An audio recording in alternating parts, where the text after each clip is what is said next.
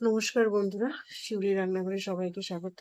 আজ বানিয়ে নিচ্ছি আর মাছের ঝোল, বিয়েবাড়ি স্টাইল। একদম বিয়েবাড়িতে যেভাবে আমাদের আর মাছের ঝোলটা দেয়, সাদা সর্ষে বাটা পোস্ত দিয়ে, সেরকম একটা ঝোল বানিয়ে নিচ্ছি। এর আগে তোমরা অনেক রেসিপি দেখছো আমার আর মাছের। আজকে একটু বিয়েবাড়ি স্টাইল, একদম নর্মাল। বিয়েবাড়িতে মাছের পিসগুলো দেখে কত বড়, সেই যে আর মাছ আনছিল তোমাদের সমস্তটা দেখিয়েছি, সেটা এখনো শেষ হয়নি। আর মাছগুলোকে কড়াইতে তেল দিয়ে ভালো করে সবগুলোকে ভেজে নিব। তেলটা গরম হয়েছে, আর তার আগে আমি রেডি করে নিয়েছি ছেনি, ঢাকনা। কারণ ওই মাছ তেলে দেওয়ার সাথে সাথে সম্পূর্ণ অনেক ফোটে। অনেকেই অনেক রকম বলে তেল মাখিয়ে রাখতে, লঙ্কা মাখিয়ে রাখলে ফোটে না, কিন্তু ফোটে। তেল মাছ আর মাছ সত্যিই খুব ফোটে। আর আমি খুব সাবধানে এই জন্য মাছ ভাজি। নিয়ে নিয়েছি কালা সাদা শস্য, জিরে, দারচিনি, এলাচি আর কাঁচা লঙ্কা। এটাকে একটা পেস্ট বানিয়ে নিলাম। আরেকটা পেস্ট নিচ্ছি দই, ওই একই মিক্সচার জারে দই, কাজু আর পোস্ত। এটাকে একটু পরে এটাকে মিক্সচার করে নিচ্ছি, আগে ওই মশলাটা দিব, তারপরে এই মশলাটা দিব। আমার সম্পূর্ণ কিন্তু মাছ ভাজা হয়ে গেছে। মাছ ভাজাগুলো এবার নামিয়ে নিব। যারা ভিডিওটা ফেসবুক থেকে দেখছো অবশ্যই লাইক শেয়ার কমেন্ট করে দেবে এবং আমার পেজটাকে ফলো করবে অবশ্য। এই যে দেখো মাছ ভাজা হয়ে গেছে, মাছগুলো নামিয়ে নিয়েছি এবং ওই মাছের তেলে আরেকটু তেল দিয়ে একটু কালো জিরা সম্বাদ দিয়ে প্রথমে দিয়ে দিচ্ছি জিরা, কাঁচা লঙ্কা, গরম মশলা আর শস্য বাটাটা যে দিতে একটা পেস্ট বানিয়েছিলাম, সেটাকে দিয়ে একটু নাড়াচাড়া করে সম্পূর্ণ শুকনো মশলাগুলো দিয়ে দিচ্ছি।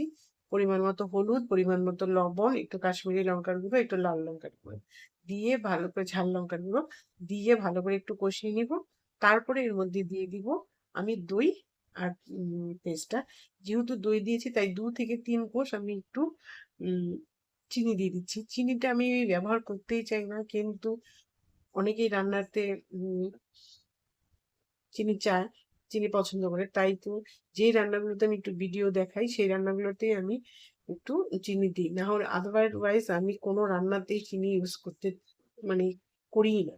দেখো মশলার থেকে কি সুন্দর তেল বেরিয়ে এসেছে। এবার মশলা কষানো আমার হয়ে গেছে, এর মধ্যে পরিমাণ মতো আমি জল দিয়ে দিব। আজকে আমি রান্নার মধ্যে কাঁচা জল দিয়েছি, গরম জল করা ছিল না, তাই যখন জলটা এবার টকবক করে ফুটবে তারপরে আমি মাছগুলো দেবো। যদি আমি গরম জল দিতাম তাহলে জল দেওয়ার সাথে সাথে আমি মাছটা দিয়ে দিতাম। জলটা টকবক ফুটে গেছে, এবার আমি আর মাছটা দিয়ে দিচ্ছি। আজকে আর মাছের সাথে সাথে আমি তোমাদেরকে দেখাবো দুপুরের ভাতের থালি আমি কি কি রান্না করছি সকাল থেকে, সেটাও দেখাবো। আমি এই আর মাছের ঝোলটার উপর, ঝোলটা দেখে তোমাদের কি মনে হচ্ছে যে এটা বিয়ে বাড়ির আর মাছ? আমরা যখন কোনো অনুষ্ঠান বাড়িতে যাই, বিয়ে বাড়ি, অন্নপ্রাশন বাড়ি, আর মাছ খাই, সেম এরকমই ঝোল কিন্তু আমাদের থালের পাতে পড়ে, তাই কিনা বলো? টেস্টটা একটু 19-20 হয়, একটু মগজ দেয় ওরা, আরো বেশি তেল দেয়, তাই না? আমার যেহেতু অল্প পরিমাণে মাছ আর যেহেতু ঘরোয়া রান্না, সেহেতু সবকিছুই কম। আমি তো তেল একদম কম ইউজ করি। মশলাপাতি তোমরা নিজেরাই দেখো আমি কতটুকু ইউজ করি। আমি বেশি কিছু, যেহেতু যেই ভিডিওটা আমি খাই সেই ভিডিওটাই আমি তোমাদের সাথে শেয়ার করি। হয়ে গেছে আমার আর মাছের ঝোল। আর ভিডিও করে তোমাদেরকে আমি এখানে বলছিলাম যে অনেকেই আমাকে অবজেকশন করে আমার এই চিনিটা দেওয়া, কিন্তু আমি খুব সামান্য চিনি দিই। আর এই কড়াইটা নিয়েও একটা অবজেকশন, কিন্তু এই লোহার কড়াইটাতে রান্না করে আমি যে সুখ পাই সেটা আমি তোমাদেরকে বলে বুঝাতে পারবো না। সত্যি কথাই, কারণ আমার হেল্পিং হ্যান্ড নেই। আর ওই সিলভার কড়াইতে রান্না করতে গেলে আমার লেগে যায়। আমি লোহার কড়াইতে রান্না করে খুব সন্তুষ্টি পাই, তাই আমি এটাতেই রান্না করি। যাই হোক, ভিডিওগুলো দেখবে, লাইক শেয়ার কমেন্ট অবশ্যই করবে এবং সব সময় পাশে থাকবে। আমার আমার সামনে কিন্তু যে ভিডিও আসে আমি কিন্তু সেগুলোকে লাইক শেয়ার কমেন্ট অবশ্যই করি। এই যে দুপুরে ভাতের থাল সাজিয়ে নিচ্ছি, নিয়ে নিচ্ছি পরিমাণ মতো ভাত। তার মধ্যে দিয়ে দিচ্ছি কুমড়ো পাতা, উম, কুমড়ো দিয়ে আর গাজর দিয়ে আলু দিয়ে কুমড়ো পাতা করেছি। এটা সকালে খাওয়ার জন্য করেছিলাম। আমি তো সকালে ভাত খাই না, আমি এক টাইমই ভাত খাই দুপুরবেলা।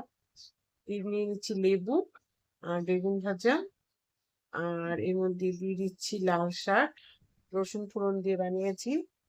আর তার মধ্যে দিয়ে দিচ্ছি, আজকে বানিয়েছি ডাঁটা আলু কুমড়ো দিয়ে চিংড়ি মাছের একটা সবজি, সেটাও একটু দিয়ে দিচ্ছি।